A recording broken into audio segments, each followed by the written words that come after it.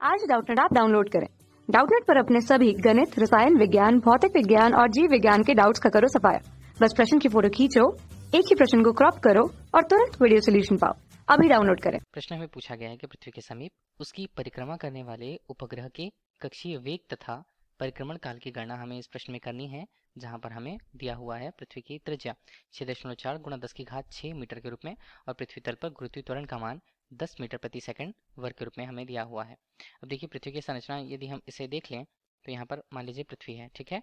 तो पृथ्वी के लिए उसके केंद्र को हमने ओ से स्पष्ट कर रखा हुआ है, उसकी त्रिज्या को कैपिटल आर यहाँ पर ई से व्यक्त कर रखा है और उसके लिए उसके द्रव्यमान को हम कैपिटल एम ई के रूप में प्रस्तुत करते हैं।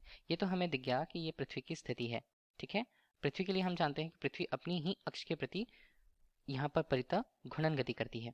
तो अक्ष हम देख लें, हमारे पास है पृथ्वी का अक्ष, जिसके परितः पृथ्वी पश्चिम से पूर्व की दिशा पर क्या करती है, घूर्णी गति करती है। इस तरह से हम ये जानते हैं कि पृथ्वी के चारों ओर भी कोई ग्रह होता है जो नियत कक्षा में उसकी परिक्रमा करता है। हमने यहाँ पर ये देखा कि एक उपग्रह है, उपग्रह के लिए एक नियत कक्षा है, जिस कक्षा के परितः कोई उपग्रह पृथ्वी की परिक्रमा पूर्ण करती है या पृथ्वी का चक्कर यहाँ पर कोई उपग्रह यदि लगाता है तो ठीक है, उसके लिए हमें एक नियत कक्षा मिल गया। तो नियत कक्षा में घूमते हुए उसकी जो चाल होती है उसे हम यहाँ पर यदि v से स्पष्ट करें तो ये v क्या कहलाएगा, उस उपग्रह के लिए उस पृथ्वी के संगत वो कक्षीय चाल कहलाता है। तो कक्षीय चाल इस प्रकार से क्या होगा, सबसे पहले उपग्रह यदि पृथ्वी के चारों ओर घूमती है तो एक अभिकेंद्र बल मिलता है। अभिकेंद्र बल मिलता है जिसकी दिशा कहाँ होती है, पृथ्वी के केंद्र की ओर।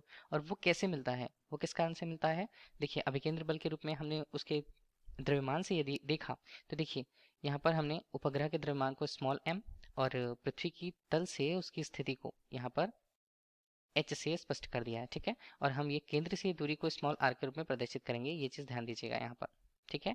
तो हमने केंद्र से उपग्रह की स्थिति केंद्र से आर दूरी पर ले ली है। अब यहाँ पर हम क्या देखना चाहते हैं, कक्षीय वेग की या कक्षीय चाल की बात हो जा रही है यहाँ पर। तो वो क्या होगा, अभिकेंद्र बल के अनुसार एम यहाँ पर उपग्रह का उसका द्रव्यमान, वी वर्ग उसके लिए उसका वेग और आर उसकी त्रिज्या होगी। और इसी तरह इसके मान को कौन स्पष्ट करेगा, ये होगा बल, लगने वाला बल G capital M small M बटे यहाँ पर जो दूरी है वो आर वर्ग के रूप में, ठीक है। तो ये आर और आर के मान कटे, एम और एम के मान कटे, तो हमें जो वी का मान मिलेगा, वी का मान हमारे पास कितना मिलता है, ये हल करने के बाद हमें मिलता है कैपिटल जी कैपिटल एम बटे यहाँ पर स्मॉल आर के रूप में, ठीक है। तो ये हमारे पास क्या बता रहा है, कक्षीय चाल को बता रहा है। तो कक्षीय चाल जो होगा उस उपग्रह का जो पृथ्वी के काफी नजदीक है, तो इसे एक तरह से हम और क्या लिख सकते हैं, तो v बराबर हमने इसे लिखा वर्गमूल के रूप में कैपिटल जी कैपिटल एम यहाँ पर कैपिटल आर धन एच के रूप में। अब देखिए कोई ग्रह पृथ्वी से काफी पास होगी तो हम ये मान के चलते हैं कि उपग्रह के लिए सतह से दूरी को नगण्य माना जाएगा, किसकी अपेक्षा, आरी की अपेक्षा। मतलब आरी का मान पृथ्वी की जो त्रिज्या होती है वो, अब इसका मान जो होता है बहुत ज़्यादा अधिक होता है इस एच के मान से, तब हम एच के मान को क्या कर सकते हैं, एच के मान को नगण्य मान सकते हैं या शून्य हमने ले लिया। तो वी का मान हमारे पास क्या होगा, कक्षीय चाल का मान उस उपग्रह के लिए जो पृथ्वी के काफ़ी समीप होता है उसका मान होगा कैपिटल जी कैपिटल एम बटे यहाँ पर आर के रूप में। और इसे क्या लिखा जा सकता है, इसे हम लिख सकते हैं वी बराबर वर्गमूल के अंदर स्मॉल जी और कैपिटल आर के रूप में। ये यहाँ पर कैसे आया, गुरुत्वीय त्वरण का मान पृथ्वी के सतह पर हम देखते हैं तो जी का मान क्या होता है, कैपिटल जी कैपिटल एम बटे आर यहाँ पर वर्ग के रूप में, ठीक है। तो आर हमें क्या बता रहा है, पृथ्वी के लिए आरी और एम ई पृथ्वी के लिए उसके द्रव्यमान और त्रिज्या को क्रमशः बता रहे हैं। इस तरह से हमने ये मान लिया। अब यहाँ पर इसके मान को रख लेते हैं हम, ठीक है। जी का मान हमें पता है, आर का मान हमें पता है, तो इसका मान आएगा वर्गमूल के अंदर हम इसे लेते हैं तो ये हमारे पास कितना बनता है, ये हमारे पास बनेगा 10 के रूप में, गुणा हमने किया, ये हमारे पास कितना दिया हुआ है प्रश्न में 6.4, 6.4 गुणा यहाँ पर हम देखें तो 10 की घात किसमें 6 के रूप में, ये अभी होगा मीटर पर। करने के बाद इसका मान लगभग कितना मिलेगा हमें, लगभग इसका मान हमारे पास आता है 8000 मीटर, किस पे, मीटर प्रति सेकंड के रूप में। अब इसे मीटर से मतलब किलोमीटर में हम परिवर्तित करें तो वो हमारे पास होगा 8 यहाँ पर किलोमीटर प्रति सेकंड के रूप में। एक ऐसा उपग्रह जो पृथ्वी से काफी नजदीक होता है, पृथ्वी के चारों ओर 8 किलोमीटर प्रति सेकंड के कक्षीय चाल से या कक्षीय वेग से वो परिक्रमा करता है। दूसरा हमसे क्या पूछा जा रहा है, परिक्रमण काल की गणना।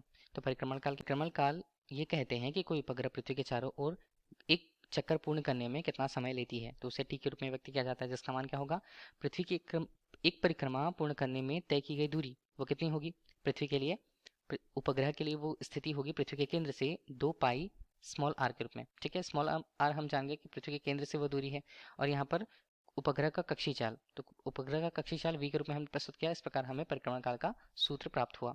ठीक है, तो अब हम इसी सूत्र में सभी मानों को रख देते हैं। तो यहाँ पर देखिए स्मॉल आर का मान हमारे पास कितना है, ये होता है आर धन एच के रूप में, जबकि हमने ये देखा है कि आर ई का मान जो होता है वो एच के मान का बहुत ज़्यादा अधिक है या उसके मान से बहुत अधिक है। तो एच के मान को हमने क्या किया, एक एच के मान को लगभग हमने शून्य मान लिया। तो इसका मान हमारे पास कितना मिल रहा है, 2 पाई, यहाँ पर कैपिटल आर के रूप में, आर ई हम लिख सकते हैं उसे, और यहाँ पर वी का मान हमारे पास दिया है 8, यहाँ पर किलोमीटर प्रति सेकंड के रूप में। ठीक है, तो हम टी का मान इस तरह से कितना निकालें, इसे हमने पूरा हल किया, मतलब 2 पाई है, आर ई का मान हम लिखें तो 6.4 गुणा 10 की घात यहाँ पर होता है 6, ये होता है मीटर पे।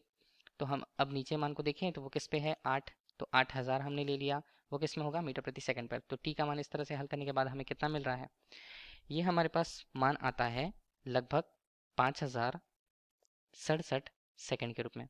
ठीक है, अब इसे सेकंड से हम किस में परिवर्तित करें, यदि घंटे में परिवर्तित करें या मिनट में, देखिए मिनट में यदि परिवर्तित करना है तो 60 से भाग देना होगा।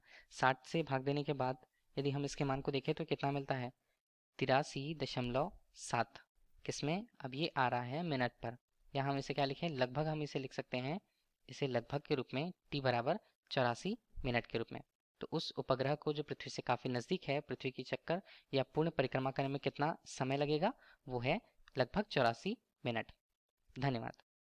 कक्षा 6 से 12वीं से लेकर नीट, IIT, JEE वो एडवांस के लेवल तक 1 करोड़ से ज्यादा छात्रों का भरोसा। आज ही डाउनलोड करें डाउटनेट ऐप या व्हाट्सएप करें अपने सारे डाउट्स 8400 400 400 पर।